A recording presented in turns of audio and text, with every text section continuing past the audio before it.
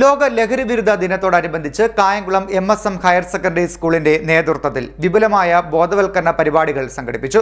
Rally, flash mob എന്നിവ അരങ്ങേറി.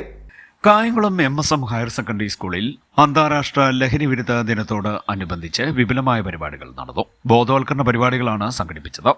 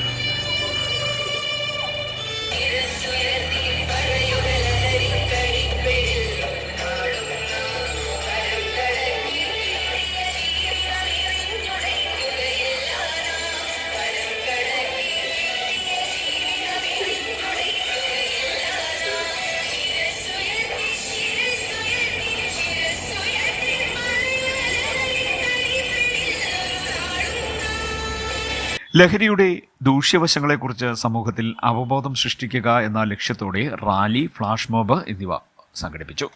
മഴയെ അവഗണിച്ചും വിദ്യാർത്ഥികൾ ആവേശത്തോടെ ലഹരിവിരുദ്ധ റാലിയിൽ പങ്കെടുത്തു. ലഹരിവിരുദ്ധ സന്ദേശങ്ങൾ ഉയർത്തിപ്പിടിച്ച് നീങ്ങിയ റാലി ശ്രദ്ധേയമായി. തുടർന്ന് ഫ്ലാഷ് മോബ് ഏറെ ശ്രദ്ധേയമായി. വിദ്യാർത്ഥികളും അധ്യാപകരും രക്ഷിതാക്കളും അടക്കം നിരവധി പേർ പരിപാടികളിൽ പങ്കെടുത്തു.